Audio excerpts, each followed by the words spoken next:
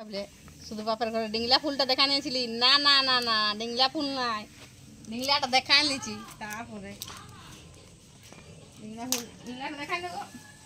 আর তুলসী গাছ দমে আছে, মানে তুলসী পাতার জলও খায়, তুলসী গাছের ডিংলা দেখো, ডিংলা দেখো, ডিংলিয়া। হ্যাঁ বুঝলেন, পাটি পাটি ডিংলা পাটি, বুঝলেন, ডিংলা পাটি চলে আসবে ডিংলা গাছে।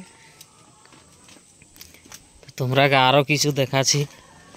তো এই যে এদিকে ফুলটা দেখছো না, ফুল তো ফুলটা কেমন আছে এটা। আর শুনো না, এরা তো মশিনে খেতে ধান ধাড়াইছে, বেশি ধান নাই, খেতেই ধান করে আনিয়েছে। এগুলা দুটি আছে, এগুলা ধাড়াই নেই, ধাড়াবে। আর দিয়ে নেবু গাছটা দেখো কিরকম আছে। আর ওই যে বাড়ি দিয়ে কি কি লাগাইছে চলুন একটু দেখব। জলদি আসো।